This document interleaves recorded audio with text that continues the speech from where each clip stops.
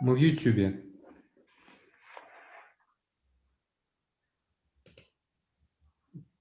Мы в эфире. Дорогие подписчики и зрители канала Питер Татар, я Катя Фаганидинова, приветствуем вас. И сегодня лекция у нас на интересную тему. Она касается медиапространства. Название такое провокационное «Прощай, бумага?» знак вопроса. И к нашей лекции, к спичу мы приглашаем руководителя портала Matbukat.ru, владельца паблика в соцсетях, это совокупно где-то 280 тысяч подписчиков, ведущего авторской рубрики «Кадак» на канале ТНВ, обозревателя татарских СМИ на радио «Тартип». Итак, в эфире Данил Сафаров. Данил Сафаров, СМСС, Харлекен, приветствуем вас, приглашаем. Здравствуйте, СМСС, всем привет. Итак, мы начинаем с вами как раз тему, которую, в принципе, в том году она у нас была обозначена на медиафоруме, который состоялся в конце октября. И был небольшой, ну не баттл, но некий такой вот диалог, дискурс относительно блог-среды, журналистов, которые пишут в онлайн, и традиционная периодика, традиционные СМИ, это журналы, газеты. Что изменилось, начиная с ноября 2020 года, мы уже сегодня в марте 2021, практически полгода прошло, пролетело. Что можете сказать? Что-то стремительно изменилось, либо не изменилось? И в целом, как обозреватель, ваши наблюдения, куда мы движемся? Куда деться журналисту печатных, бумажным журналистам? Вот так вы обозначили, немножечко так гротескно. Куда бежать бумажным журналистам? Неужели так все плохо, им куда-то надо бежать? Да, спасибо, что пригласили. Вот вы здесь упомянули слово «наблюдатель». Да? Вот все, что я буду сегодня говорить, я буду говорить как человек, который наблюдает за всем этим. Это не истина в последней инстанции, это то, как я чувствую, то, как я вижу. Я общаюсь и с представителями средств массовой информации традиционных, да, печатных, и электронных, и с телевизионщиками, и с радищиками. И, в принципе, есть что сказать. Мы назвали сегодняшнюю встречу «Прощай, бумага». Ну, такое провокационное название, но предусмотрительно поставили вопросительный знак в конце, да, прощаться ли с бумагой или нет. На самом деле мы с бумажной периодикой уже прощаемся на моей памяти лет 20. Каждый раз мы говорим, вот, еще 2-3 года, и все, бумажных газет не станет. Да? Но как-то они продолжают жить, и каждый раз это прощание немножко получается преждевременным. Если мы посмотрим на татарские газеты, какова их ситуация сегодня, да, на сегодняшнем рынке? Сегодня выпускаются газеты тиражом около 40 тысяч. Да? Это вот Ирек Майданы, Акчарлак, например. Есть газеты, у которых тираж там, 10 тысяч, 7 тысяч, да? Там, 15 тысяч. То есть это большие тиражи. И как бы разговор о том, что все, бумага ушла, этого, конечно, нет. Но каждые полгода, а газетные журналисты, они исчисляют как всегда по полугодиям, да, свою деятельность, потому что подписываются, как правило, на полугодие. На каждом полугодии, в каждое полугодие мы слышим такую информацию, что мы не потеряли подписчиков, и мы довольны. Да? То есть они уже не говорят, что мы там, обрели новых там, подписчиков, и мы очень рады.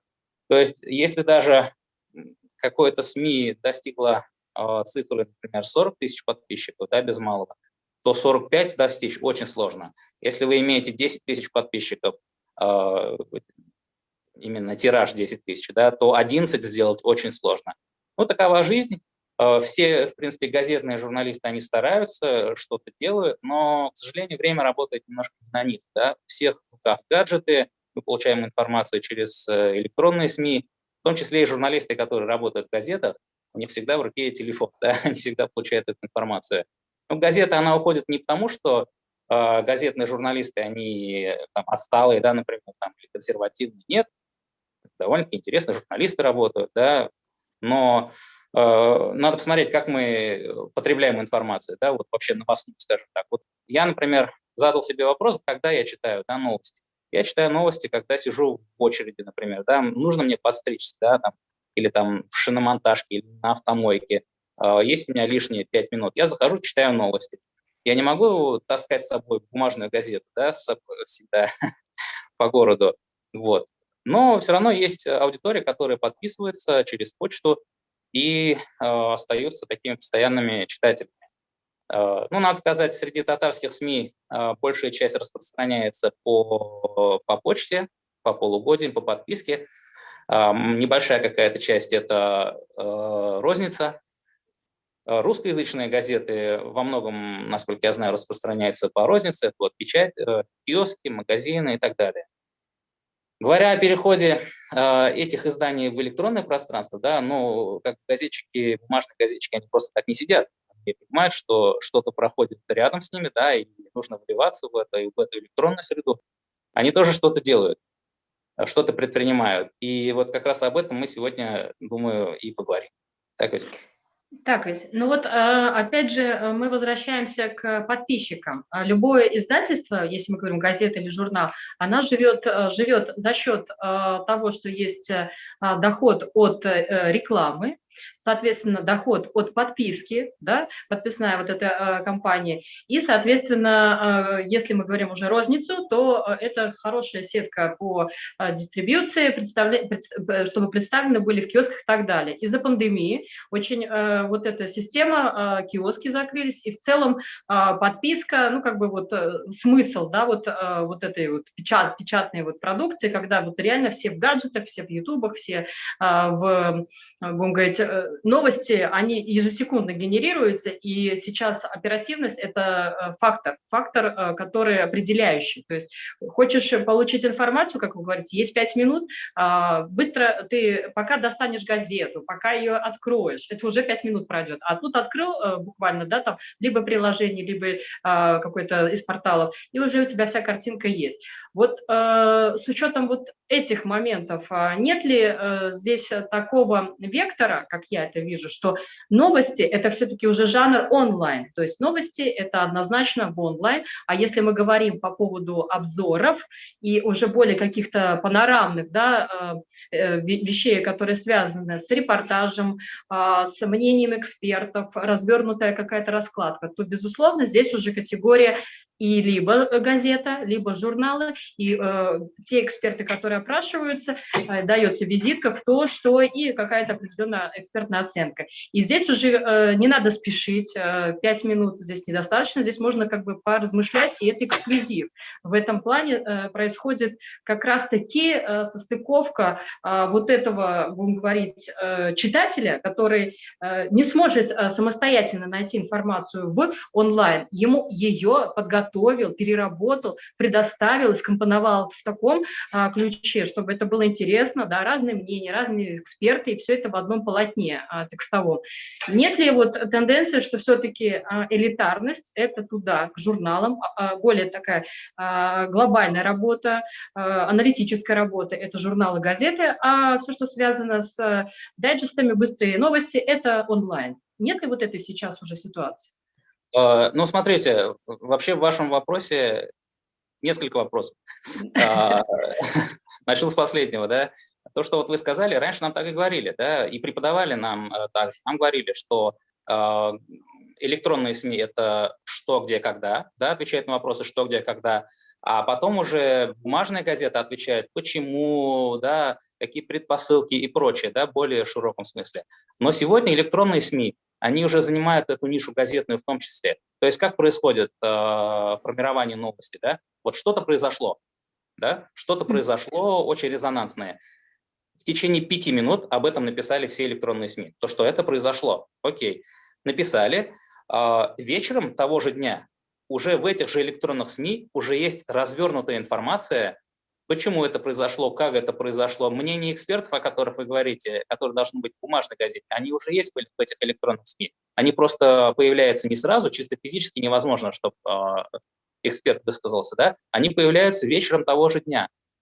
А газета, если говорить о татарских газетах, например, да, они еженедельные сейчас в большинстве своем. То есть я ответы на эти вопросы, да, более развернутые, могу получить только в пятницу или в четверг, да, как правило, выходят эти газеты. То есть они теряют уже несколько дней. Поэтому газетам конкурировать именно в бумажной прессе в этом плане очень тяжело. То есть вы правильно сказали, и нас так учили, то, что электронные СМИ – это оперативно, а потом в газете мы уже должны более развернутую, возможно, аналитику какую-то, да, читать. То аналитику уже сегодня предоставляют электронные СМИ. Просто нужно какое-то время, не неделя, а несколько часов, и аналитика, она уже у вас. Тогда мы говорим о том, что журналы и газеты – это априори другой жанр, да, то есть получается сама по себе эстетика верстки, как колонка формируется, какое название, какая картинка, да, какое изображение подбирается, что будет на первой полосе. Это целая наука, искусство, можно так сказать. Вот этот шелест бумаги, когда ты пьешь кофе, да, и открываешь там утренний выпуск, если это ежедневная газета. Опять же, мы когда говорим о том, что появился кинематограф, при этом же театр, он продолжает жить. Вот что, если сравнивать, ну, как бы в таком ключе, может быть, все-таки газеты, журналы, они становятся неким таким вот… Элитарно. Да, или, опять же, да, слово элитарным, или не для всех, ну, то есть, или что? Вот особенно по татарским это все очень важно, потому что я понимаю, мы когда говорили на медиафоруме, что если есть сельская газета и так далее, то, безусловно, им интересно, что происходит, да, в соседнем селе, в районе и так далее. И в этом плане это такое вот содружество, да, получается, там определенным образом циркулирует информация. Это так же, как наш портал, пусть он не напечатан, но все равно интересно, а что происходит в Санкт-Петербурге, татарская жизнь, культурная жизнь, литературная жизнь, художники, скульпторы, какие-то тоже интересные события, спортсмены. Но в принципе, журнал мы не выпускаем, об этом даже и не помышляем. И я думаю, если бы мы делали, то это, конечно, что-то было связано с таким более трудом, связанным с вечностью, то есть не оперативно, как опять же, да, мы говорим. Вот как вы видите это? Все-таки через 10-20 лет будет ли 40 тысяч подписчиков журналов и газет татарских? Как это? Ну, путь в элитарность, я думаю, ее можно рассматривать, но ее нужно тоже еще заслужить. Нам вот приводили в пример театр, да, говорили, что когда появилось кино, говорили, что театры умрут, да, но театры продолжают жить, просто они имеют какой-то не массовый сегмент, да, такой какой-то более узкий сегмент. Возможно, и газеты в таком же виде останутся. Вот вы только что сказали про большую газету, да, которую разворачивают, читают. Вот я сразу представил газету «Звезда Поволжья», да, вот я подписался в этом полугодии, давно не подписывался на эту газету, вот в этом полугодии подписался. Тираж у этой газеты 1600 экземпляров. Да? Казалось бы, это очень мало для печатного СМИ, но газета имеет свою какую-то аудиторию, это такой какой-то костяк. Вот. То есть это тоже какая-то элитарность, да, в каком-то виде. Вы говорите про формат. Вот вчера развернул эту газету, а 6-летняя моя дочка говорит: о, какая большая газета, как ковер. Знаете? Вот. Для этого поколения много информации, да, как на газетной странице, это как ковер. Никто этот ковер не будет читать, да, из молодого поколения. То есть сейчас как бы тенденции это все идут, все тенденции к тому, что информация преподносится очень легко, доступно, коротко, ясно, визуально доходчиво, да, и поэтому в том числе электронные СМИ, они как-то обходят бумажные газеты. Вот в чем вопрос. Да. Вы как раз затронули тему по поводу, будем говорить, вехи, да, поколения. То есть получается, если в моем детстве, там, мне мама, да, юный натуралист, Мурзилка, веселые картинки, ну это я так, да, вот беру советскую такую детскую периодику, мы были приручены, да, вот к тому, что у нас что-то в ящик опускается, и мы с интересом бежали, открывали, и вот все это вот как бы вот для нас определенный вот тоже вкус трепет ожидания, да, вот того, что сейчас новый журнал, новая какая-то газета и так далее. Помню, мы сами в школе делали свои какие-то выпуски, свои газеты, стенгазеты, вообще культура как таковая была. Но наше поколение, оно через какое-то время тоже, в общем-то, перерастет, и придут те, которые уже формировались и росли, как вы сказали про вашу дочку, для которых это некая, ну не то что дикость, но это вот какая-то экзотика, то есть это в какой-то степени артефакт, да, по сути, это какой-то артефакт. Зачем? Когда у меня есть гаджет, я все могу посмотреть. Поэтому если разница между теми журналистами, которые пишут для журналов, да, для газет, и если ты пишешь для все-таки в онлайн, туда, в пространстве интернет, да, отправляешь свой материал, есть какая-то специфика, отличие, какой должен быть журналист? Да, отличия есть, вот как раз-таки на эту тему хотел бы сегодня поговорить, но вот вы сейчас сказали про возраст, да, такая ремарка небольшая, вот здорово, что, я не знаю, сколько вам лет, да, но, как правило, у девушек не спрашивают, сколько им лет, мне 41 год, да, и так получилось, что я одной ногой в 90-х, да, одной ногой вот там в будущем, да, и, получается, я видел и то, и это, и для 60-летнего, да, человека я считаюсь таким продвинутым, да, молодым медийщиком, а для 20-летних я считаюсь таким вот предпенсионным товарищем, да, из журналистики бумажной, да, вот вы сказали, ну, действительно, мы все выросли на бумажной какой-то бросить, да, вот костер выписывали, да, к примеру.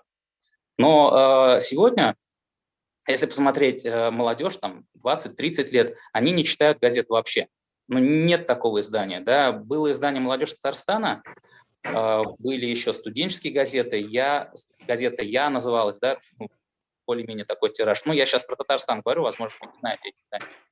Но сейчас нет таких изданий, которые это все покрывают. У татар еще есть более-менее издания, именно в татарской, да, если я сейчас про общероссийские, да, говорю. Если татарский, то есть еще у нас Сабантуй, ну, надо начать, наверное, с Салават Купре журнал, Сабантуй журнал, Ялтын и Идель, да, молодежные. То есть они разделили по возрастным нишам, и они вот ведут детей, подростков, молодых людей, как бы как марафон такой, да, подразумевается, что человек сначала читает, ребенок сначала читает Салават Купре, потом он перерастает это и читает Сабантуй и так далее. Вот. Эти все журналы сейчас объединили под одной крышей и назвали это Татмедиа Junior, да, это татмедиевские издания, они занимаются и видеопродакшеном, и какими-то другими интересными вещами. Но завлечь молодую аудиторию бумагой все тяжелее и тяжелее, да. Вот я по своим детям, да, тоже вот сужу, я говорю, о, смотрите, какой журнал, давайте вместе полистаем. Они такие, что, журнал? Дай телефон, да? Ну, все дети так. Вот, поэтому если мы хотим более-менее как бы привлечь внимание к бумажной периодике, да, среди детей, нужно, ну, там, вместе с ними, да, читать это все, листать вместе нужно, там, сканворды вместе, головоломки вместе решать, там, собирать подшивку, да, журнала. То есть мы раньше собирали подшивки. Да, я помню, прям подшивкой слов такое, да, точно. Да, подшивка, этого же слова уже сейчас нет, да. Мы собирали, то есть это какое-то коллекционирование. Да. То есть это же все атрибутика, да, мы открываем почтовый ящик, и там ничего нет. Мы в ожидании, да, то есть какая-то интрига. Мы открываем на следующий день, пришла газета пахнет краской. Мы открываем эту газету, что там? Это же все какое-то таинство, это атрибутика, и этого нет у детей, да, сейчас. Вот. Ну, я своим, ну, поскольку у них папа журналист, своим как-то пытаюсь это все как-то искусственно навязать, да, а давайте откроем почтовый ящик, нет ли там журнала, да, не пришел ли там журнал, а давайте понюхаем краску, да, а давайте вместе полистаем, такие вот вещи. То есть, массово говорить, у всех телефоны. И к вашему вопросу перехода бумажной прессы в электронную, да, во-первых, в самом начале, в первом вопросе вы сказали про бизнес-модель, про финансовую модель вообще, да, как газеты устроены. как они живут, за счет чего. Вообще нужно на два разделить, да, на два типа. Государственные газеты живут таким образом, что им государство выделяет деньги, и они выпускают эти газеты. Частные газеты выпускаются каким образом? Ну, понятно, что и на государственные можно подписаться, и в киоске купить. Частные газеты, они живут в основном у татар за счет подписки. Розница у них малую часть составляет. И какую-то малую часть еще составляет модульная реклама. Там, ну, очень не основную, да, часть, скажем так. Вот. И тут появляются какие-то соцсети, да, сначала ВКонтакте, потом Инстаграм. Они понимают, что им нужно туда идти, но они не понимают, как это монетизировать. Да? Они знают, как работать с газетой, но они не знают, как работать с электронными какими-то возможностями, инструментами. И тут еще такой момент, да, то, что журналист, он должен получать деньги, ну, это его деятельность, как бы, он должен получать зарплату, гонорар какой-то. А блогер, да, назовем так, как бы человек, который в соцсетях что-то делает, творит, блогер, да, он может и без денег работать. Для него это хобби. И поэтому очень много блогеров обошли журналистов, да, потому что журналисты пока не пришли к этому, в том числе и из-за финансовых каких-то причин своих. Вот. И что касается газет, да, вот работает газета, журнал, ну, бумажная газета, да, скажем так, у них там выход там, с четверга по четверг или с пятницы на пятницу, у них всегда аврал. Их еще заставляют, если это госиздание, например, их заставляют руководители или руководители руководителей, да, присутствовать в Инстаграме, там, в Телеграме, в ТикТоке, да, а участников то же самое, они понимают, что нужно туда входить. А кто этим будет заниматься? Нет такой штатной единицы, да, там, тиктокер в редакции. И как все это происходит? Вот собрались, говорят, нам нужно в ТикТок. Кто-то там спросил лишний раз, там, а почему в ТикТок? Вот ты спросил, вот ты будешь заниматься ТикТоком. Инициатива, да, так, на кону. Да. А есть еще 40 с лишним районов Татарстан, где тоже выпускают свои газеты. И у них тоже не сладко и по финансам, и по штатным единицам, да. То есть социальных сетей все больше и больше. Был ВКонтакте, там, да, там, Инстаграм, Одноклассники, ТикТок. Не дай бог сейчас Клабхаус, там что-то еще, да, придумывается. Еще одного нужно ответственного на это дело поставить. То есть их можно понять, этих журналистов и издателей, да, то есть они крутятся как могут на самом деле, и государственные, и частные что-то делают, а чтобы монетизировать это все, это не... То есть нужно там десятки тысяч, сотни тысяч подписчиков сначала набрать. И поэтому работают, и мы работаем так, как можем, так, как умеем. Да? Что-то пробуем, как мой товарищ говорит, методом научного тыка все что-то делаем. Вот как-то так. Смотрите, Данил, вот я начала в какой-то степени, пока слушала вас, понимать, что а надо ли вообще ставить на один ряд, да, вот в один ряд онлайн и печатные вот журналы, газеты? Вообще надо ли, корректно ли вообще в принципе вот ставить их вместе? Это разные жанры, разная, будем так говорить, логика и разные орбиты. И зачем подгонять журналы под онлайн? И, ну, как бы, если онлайн что-то смогли унаследовать, да, такую вот взять эстафету, преемственность, то в любом случае журналы здесь, ну, как бы разные весовые категории. Это все разное, разные. Зачем? Корректно ли вообще ставить это вот в один ряд, вот ваше мнение? Это очень интересный вопрос, да, вот, ну, вот представьте, выходит какой-то литературный, консервативный журнал или там исторический журнал, да, и им сверху говорят, там, вы должны быть во всех соцсетях. Ну вот, куда вот, в ТикТок бежать, да, с этим? С историческим журналом в ТикТок куда-то идти? Ну, может быть, да, что-то там можно и сделать. То есть тут таких странностей, конечно, много, о которых вы сказали, но есть еще такой момент. Смотрите, вот идти, в принципе, надо, но нужно, возможно, идти уже с другим брендом. То есть попробую объяснить. Вот есть газета какая-то, да, там, «Путь Ильича», да, какая-нибудь. Вот они не поменяли название, да, и они сейчас, например, идут в Инстаграм. Ну, то есть их знают, эту газету, и они открывают в Инстаграме аккаунт и начинают свой аккаунт развивать. А аудитория этой уже это название ни о чем не говорит. Оно играет только в минус, может быть, да. То есть есть такой момент. Вы правы, что, возможно, нужно оставить газету как есть вот с этим названием, а в Инстаграме уже открывать какие-то... то есть пусть этот же коллектив делает в Инстаграме что-то свое, но уже под другим названием. Да? Возможно, оно наберет большую аудиторию.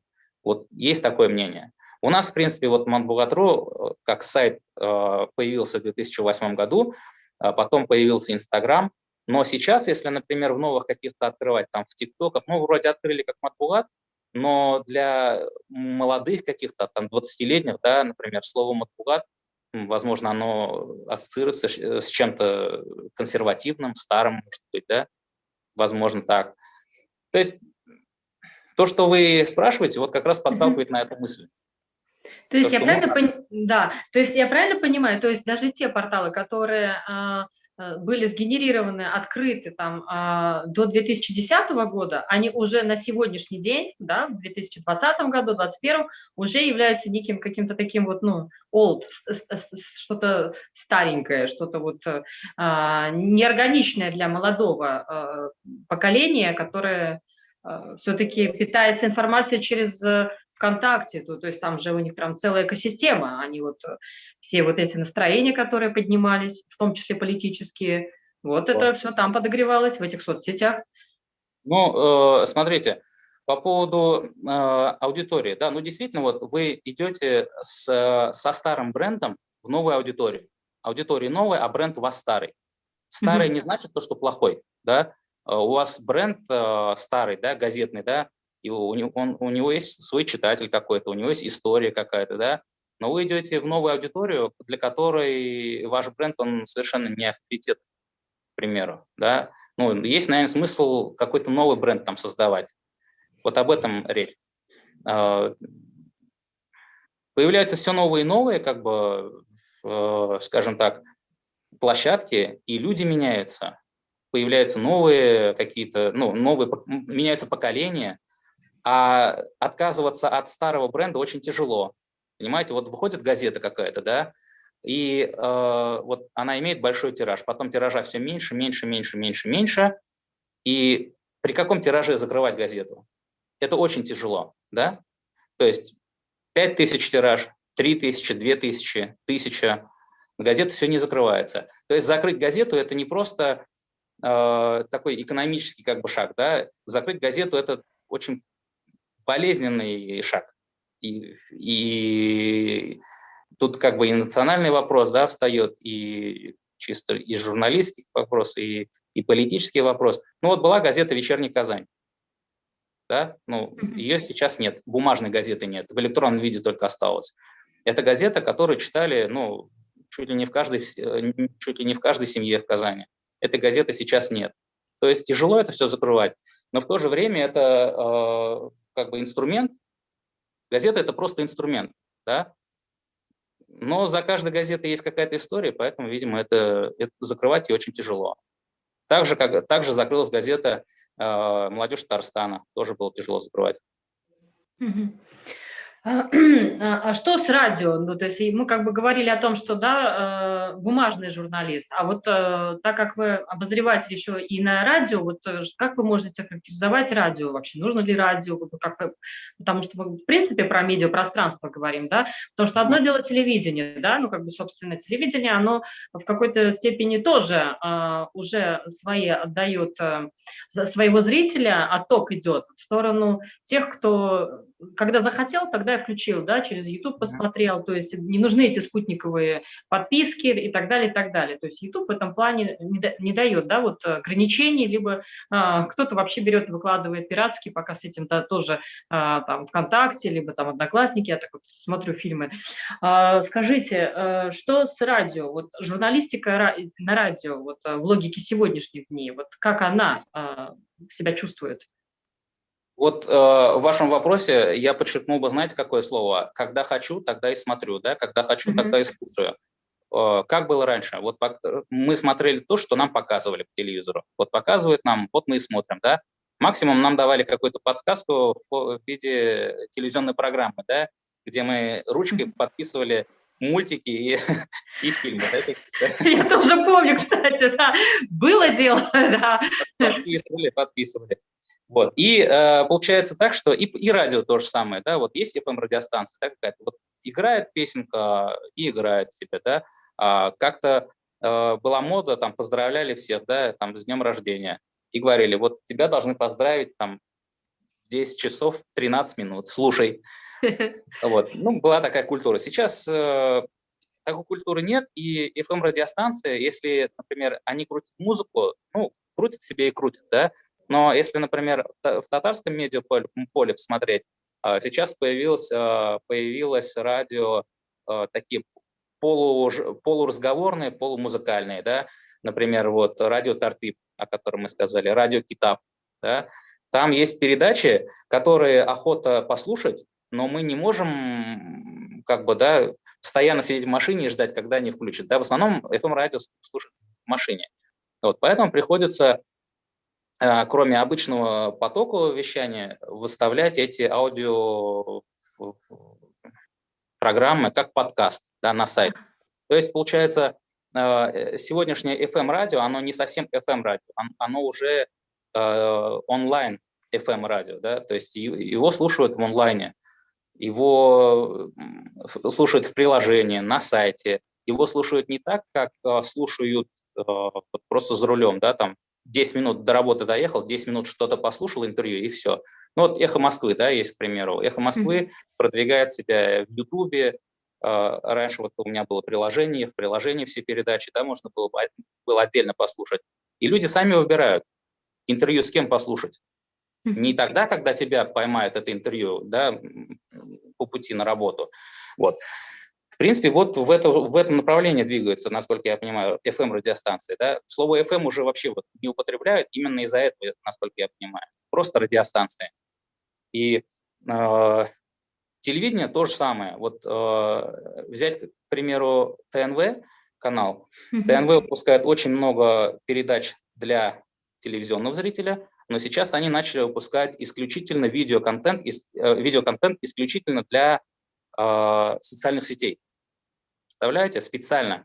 На профессиональном оборудовании, в профессиональной студии, режиссер, звукач, да, оператор, ведущий, все как положено, все по-взрослому, но не в эфир телевидения. Да? То есть это тоже о чем-то говорит. Если уж такая махина, как ТНВ, решила вот идти туда, да, о чем-то это говорит. Вот, поэтому все вынуждены. Есть вот такое слово «вынуждены», да, идти, бежать, как вы сказали, и как я сказал там в анонсе, да, все вынуждены взять все, что есть, и бежать в онлайн. А нет ли такого, что вот, ну, как бы, отвечая вот этому внешнему запросу, да, вот как бы потакая ему как таковому, мы можем растерять то, что достаточно серьезными периодами, да, вот нарабатывалось. Нет ли здесь вот, ну, как бы вот этого вот какого-то инфантильного, что ли, момента, что наоборот, константа, журнал, газеты, вот здесь информация проверена, приходите сюда, а получается беготня и вот за этим читателем, за зрителем, а он как вот ребенок, который хочу, не хочу, удобно, неудобно, то есть не теряется ли суть, вот, ну, которая, в принципе, изначально была у журналистов и у средств массовой информации в неком все-таки вот статус, который из-за того, что вот все это стало вот таким вот быстрым, оперативным, вот все это куда-то, ну, качество, да, вот перешло вот, в ситуацию «мы бежим, они к нам бегут». Вот от этого и контент, наверное, тоже теряет. Да, качество, я думаю, все равно оно идет вообще жизнь, она идет по синусоиде, да, скажем так, все возвращается. Если мы, например, возьмем YouTube, то чем был славен YouTube, да, типа блогами типа плюс 100-500, приколы, кто-то упал, ха-ха-хи-хи и так далее. Но мы видим в последние 2-3 года YouTube превращается в такую площадку серьезную для журналистской деятельности, да, там Пивоваров, там, Собчак, Дудь, да, Шихман, да, это люди, которые выполняют журналистскую работу, Они просто используют YouTube как площадку, но никто не скажет, что это не журналистская работа. Да? Поэтому запрос на журналистскую деятельность, он, я думаю, есть, он будет всегда. И к журналистскому продукту все равно больше будет доверия. Вот я вам приведу пример, да, вот не раз приводил этот пример, когда кто-то, например, из представителей культуры татарской умирает, да, какой-то артист, да, например, так, извините, какой-то, например, умер какой-то артист, да, первая информация появляется в каких-то пабликах в Инстаграме где-то, да, появляется информация, и люди пишут: мы не верим, это, наверное, неправда, да, мы не верим, это, наверное, утка. Потом появляется эта информация в каких-то в новостных сайтах, именно в журналистских, да, сайтах или в информагентствах, и люди уже воспринимают это как факт. Да? То есть в любом случае доверие к журналистике, оно есть. Есть запрос на слово журналиста, да, скажем так. Вот в таких вот экстремальных ситуациях это очень наглядно видно. Теперь по поводу все-таки стилистики написания материалов для журналистов, которые материал размещают в печатных, да, изданиях, журнал, газеты, либо мы говорим про, собственно, уже онлайн. Вот есть ли все-таки отличие стилистическое, вот, подача информации, вот, что вы можете в этом плане сказать? Да, стилистически очень большая разница. Ну вот только что я привел пример, да, ковер, да, сказала дочка.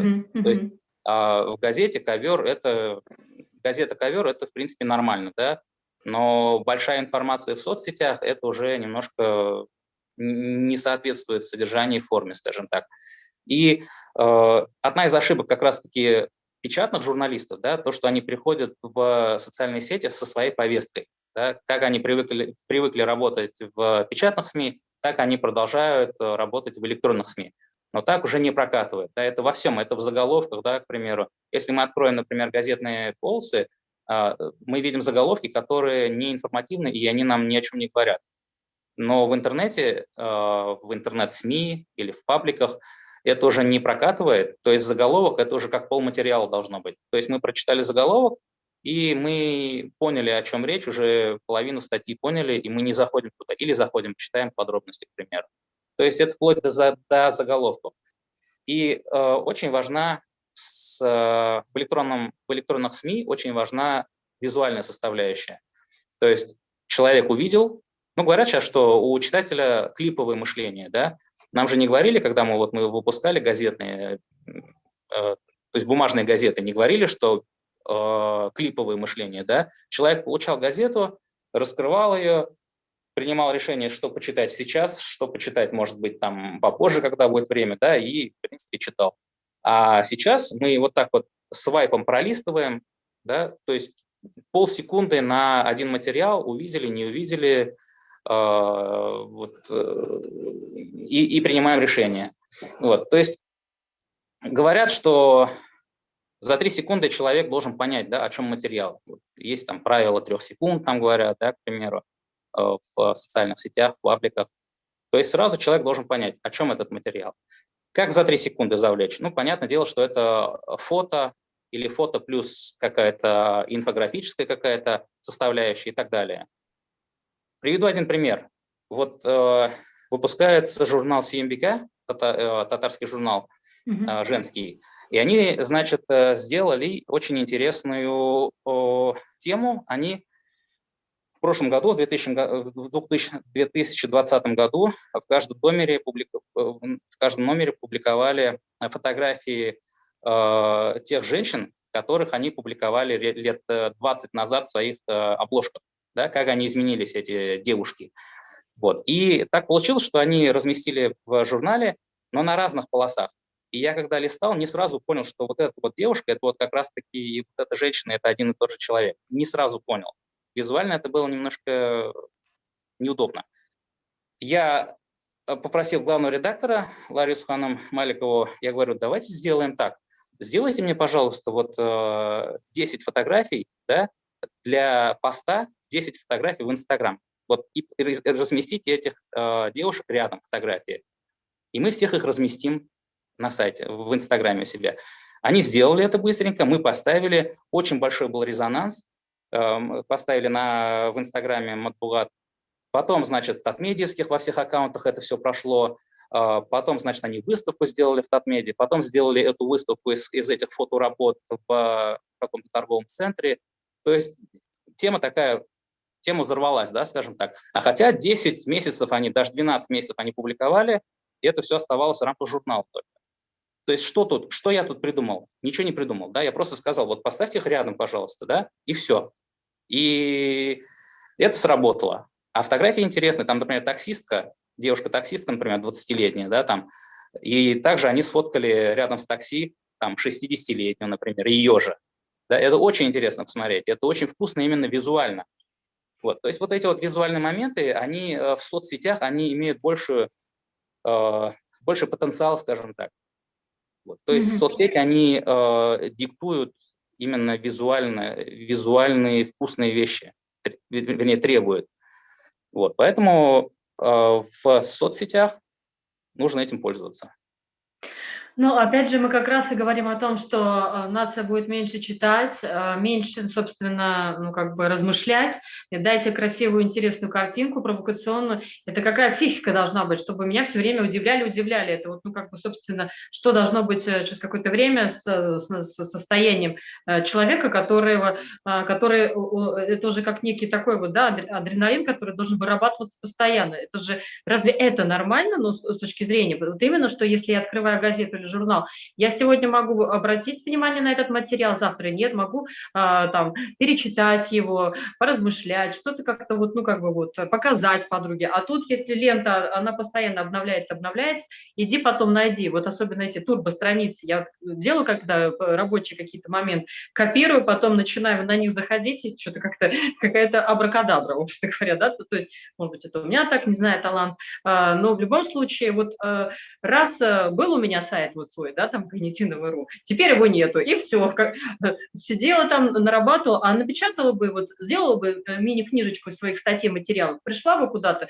вот посмотрите, совершенно другой каленкор, согласитесь, ну как бы, да, сегодня есть хостинг, сегодня есть там этот домен, отлично, нету, куда это все делось, было, не было, какая-то вот виртуальность, а вот оно, материально. Мы же в материальном мире живем. Вот оно, пощупать, потрогать, передать. Ну, то есть что-то такое плотное. Вот я, может быть, консервативно к этому отношусь, но нет ли вот угрозы того, что это деградация? Деградация в целом. Если у нас клиповое мышление, мы еще потакаем этому. Смотрите, картинки постоянно, вот такие провокационные, интригующие слоганы, которые уже дают какой-то ассоциативный ряд, и можно даже и не читать. А что тогда? Как вообще нейроны будем развивать, новые нейронные связи в мозгах? Ну вот что происходит не только с татарской нацией тогда в этой ситуации? Ну, смотрите, вы сказали, это нормально вообще, да, вот слово «нормально», оно тоже как бы, да, мы можем долго рассуждать, нормально то или нормально это, но вот эта стихия информационная, она как бы пройдет прям по нам, да, и задавит нас еще, да, скажем так. Мы будем долго думать, нормально это или ненормально. Вот так оно происходит, понимаете? Оно так происходит. Если, например, даже посмотреть, вот на чем TikTok, да, появился, он тоже в том числе появился на клиповости, да, на коротких вещах, скажем так. Поэтому, возможно, когда-то эта тенденция поменяется. Но я же говорю, все идет по синусоиде в любом случае. То есть все равно будут какие-то вещи, например, если по формату смотреть, более большие. Да? Даже если взять, например, фильмы документальные Дудя, да, по 3 часа они идут, но просмотров много. То есть это говорит о том, что если контент какой-то есть востребованный, то тут уже не важно, какого хронометража, да, скажем так, ваш контент.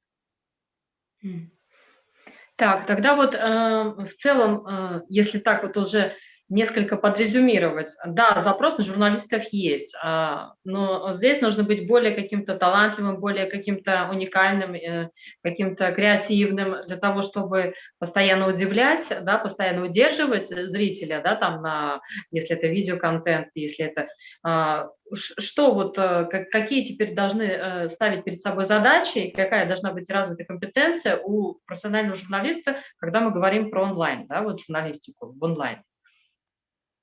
Ну, смотрите, вот вы точно сказали, что нужно иметь какое-то свое лицо, да, в этом плане. Вот как происходило раньше? Раньше были газеты, которые имели какое-то свое лицо. Если взять, например, татарские газеты, да, там 90-х, да, это там Татарстан Яшляре, да, там Шахри Казан, Ватаном Татарстан, они не были похожи на друг друга. Но сейчас с приходом, вот, в том числе этих же изданий, да, каких-то вот печатных изданий, да и мы в том числе, я в том числе, да, мы все пришли в соцсети, в Инстаграм и в другие соцсети, и мы, в принципе, ну, нужно признать, что мы там как-то похожи все друг на друга, да. То есть что-то произошло, во всех аккаунтах одна и та же информация. То есть теряется индивидуальность СМИ, лицо СМИ теряется. У нас вот в Инстаграме нас читают 104 тысячи подписчиков, да, у нас есть. Но какое-то свое лицо у нас есть. И пользователи тоже пишут то, что мы вас любим, туда-сюда, это наша тусовка. То есть сейчас должна быть борьба, наверное, за свою какую-то аудиторию, да, возможно, она небольшая будет, эта аудитория. То есть нужно создать атмосферу какую-то. То есть борьба за атмосферу. Да? Будет атмосфера, будет там в этой атмосфере свой читатель. Возможно, это будет не так массово. Да? То есть мы даже по бумажным газетам всегда привыкли мериться, скажем так, тиражами. Да? А если подумать, вот, например, финансово устойчивая газета тиражом 5000 экземпляров, да, намного лучше, чем газета, которая имеет 40 тысяч тираж, да, и которая там сводит концы с концами, да, например. Или там газета, которая имеет 40 тысяч тираж, но у нее особо нет своего лица, да. Или, например, вот издание, о котором я сказал, там «Звезда Поволжья», да. Ну, вроде, вот я смотрю, ну, странное издание, да, вот для меня так оно странное. Странное издание, ни одной фотографии, да, вот представляете, газета, большая газета, ковер, да, как ее назвали, ни одной фотографии нет, 1600 экземпляров тираж, да, но у нее есть своя аудитория, ее читают, и туда пишут письма, она строится, эта газета, только из писем, по большому счету, да, читателей. Ну вот, ну, это такая уникальная ниша, уникальная газета. Рашид Абы Ахметов вот в прошлом году, к сожалению, покинул нас из-за коронавируса. Вот еще одна потеря для журналистики. Орнжан Атаулсон вот создал такой уникальный продукт. Вот. И я так понимаю, что вот нужно искать какую-то уникальность в любом случае. Потому что все паблики, это не только у татар, это и у русскоязычной паблики. В Инстаграм откройте, эти уж ДТП, какой-то ДТП случится, да, там в 10, в 20 пабликах одно и то же. Но вот своего лица нет. Вот мы, наверное, сейчас должны быть все в поиске своего лица своего СМИ. Наверное, так. Вот это получается как раз и индикатор, когда мы говорим про успешные репортажи, интервью того же там вот в Ютубе, мы все-таки называем имя, да, вот от кого это идет, вот оно лицо, то есть есть определенная стилистика, есть определенная вот эта концепция, и вот за ним как бы ожидания, да, такое идут. Получается по поводу вот лица, если мы говорим про классические средства массовой информации, журналы, газеты, которые перешли в категорию соцсетей и там, то есть либо другой брендинг, как я понимаю, да, вот в соответствии вот этой повестки, либо другой контент, вот как это вот ТНВ делает, насколько я поняла, да, вот специально под YouTube.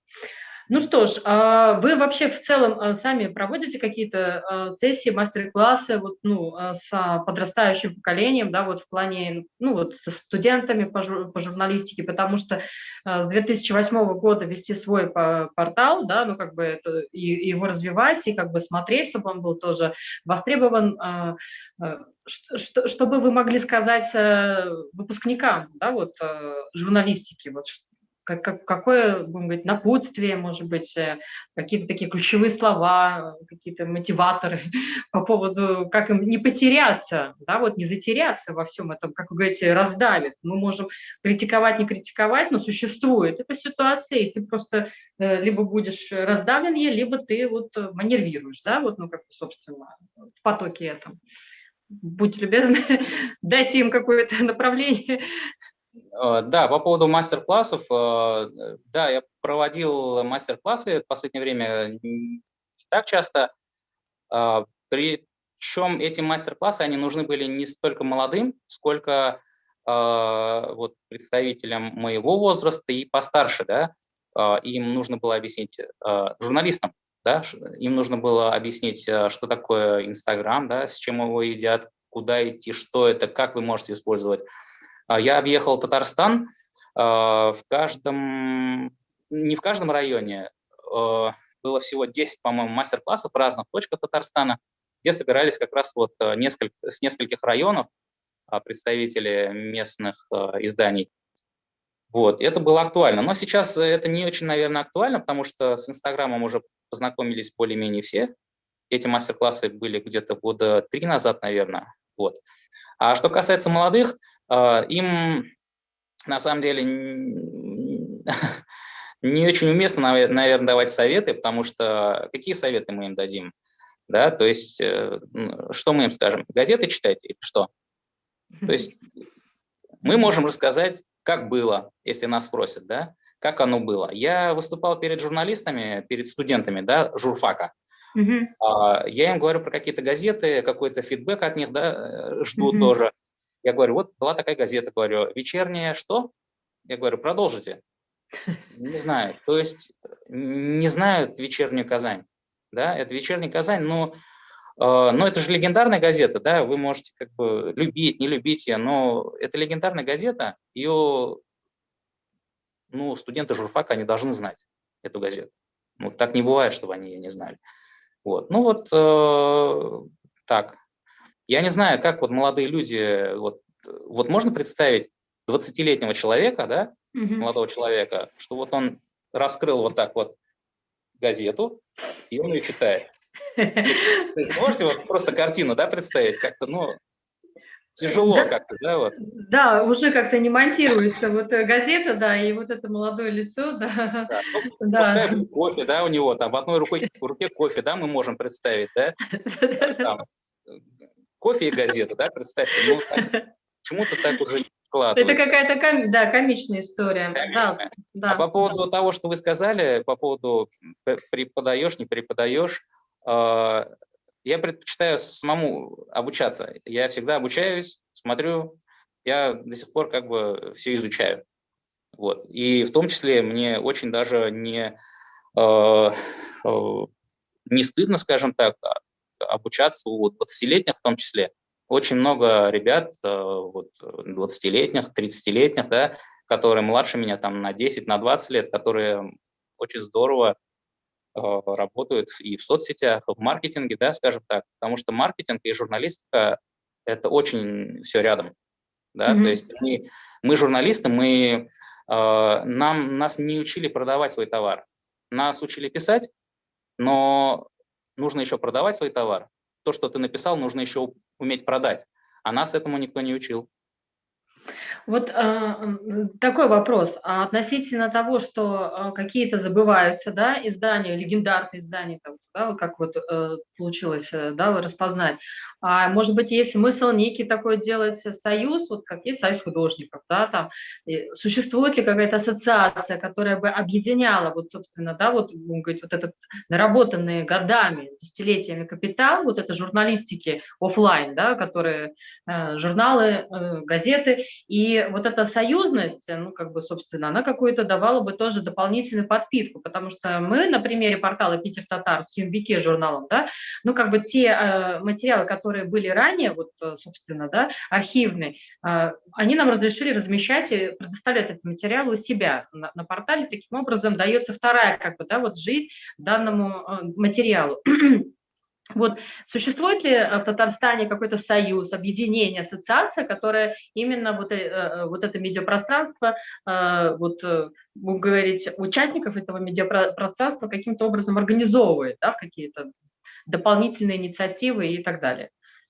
Да, как раз-таки, что касается печатных СМИ, я знаю, что относительно недавно, ну как относительно недавно, по-моему, в конце 2020 года, да, в декабре, создали такую ассоциацию, я боюсь, не вспомню, как она называется, но при Союзе журналистов Татарстана собрали вот издателей и частных, и государственных, и как раз-таки они там объединились в ассоциацию для решения проблем прежде всего с распространением, с розницей, с почтой, потому что у них проблем этих очень много, да. Ну, например, да, вот они выпускают свои газеты, что стараются, пытаются, да, а в районах приносят тебе 4 выпуска один раз в месяц, да, то есть почтальон пришел и отдал тебе 4 номера газеты. Вот тебе газеты за февраль, да, скажем так. Получи, как бы, почитай, что там было. Распишись, да, было месяц Распишись. назад, да. Или там, например, ситуация, насколько я знаю, с распространением, с розницей, да, то есть они забирают, розничные продавцы, партию газет, и ну, я могу ошибиться, по-моему, они не возвращают, говорят, что это все не продалось, там, утилизировали, там, еще что-то. То есть вот какие-то очень… Катастрофа, да, Да, это условия такие, что издатели все должны, а продавцы ничего не должны. Да, вот такое сотрудничество. Но я в этом не специалист, я просто общаюсь с издателями, они вам на эту тему, конечно, очень много интересных вещей расскажут. Ну что ж, тогда получается, если брать, ну, как бы сегодняшний отрезок времени, то финализируем наш, да, вот это такая лекция-интервью. Что-то изменилось кардинальное будем говорить, с конца октября, когда мы провели медиафорум? Вот что вы смогли заметить за ноябрь, декабрь, январь, февраль? Уже, да, вот там почти экватор марта, да, середина марта. Вот что происходит на сегодняшний день в разрезе вот все, что мы обсудили на медиафоруме, потому что у нас есть этот, да, вот материал на Ютубе, кому интересно, они могут обратиться. Это вот как бы сохраняется, либо что-то такое вау, что-то еще такое вот фееричное, интересное, непредсказуемое вдруг произошло у нас в татарском медиапространстве? Ну, во-первых, спасибо вам, что вы провели такой медиафорум. Ну, может, наши зрители не все видели его. Предлагаю все-таки посмотреть. В архиве, наверное, есть, да, как раз на YouTube-канале, где вы собрали представителей с разных регионов, и печатники, и электронщики, да, и другие СМИ. Было полезно, да, то есть не могли собраться в Татарстане, нас собрал Питер. Вот. И что касается изменений, мы обычно любим говорить, что каждый день что-то меняется, но если посмотреть, глобально-то ничего не меняется, да, глобально. То есть это все меняется в любом случае немножко медленно. И если смотреть с ноября, то есть за эти 4 месяца, я не думаю, что что-то кардинально поменялось. А если смотреть в более глобальной перспективе, скажем так, вообще мало что меняется. В том плане, что хорошее, оно всегда хорошее. Хорошее, оно всегда востребованное. Плохое, оно всегда не востребованное. То есть обман, он всегда невыгоден, да. То есть обман, он может сыграть в короткой перспективе какую-то хорошую службу, а в долгосрочной перспективе всегда будет проигрыш, да. То есть в том числе и в отношении с читателями, с аудиторией своей. Ну что ж, Данил Эфенди, Я благодарю, что мы так достаточно, у нас такой получился спортивная лекция, я имею в виду вот вопрос-ответ, динамично и, да, такой ритм. Я свой голос чуть-чуть уже восстановила, поэтому соскучилась вот по интервью, и хотя мы как лекцию обозначили. Что бы вы хотели дополнить, потому что все-таки жанр у нас был обозначен не интервью, а лекция, вот к финалу нашего сегодняшнего эфира, и мы уже как бы, собственно, как раз в кульминации.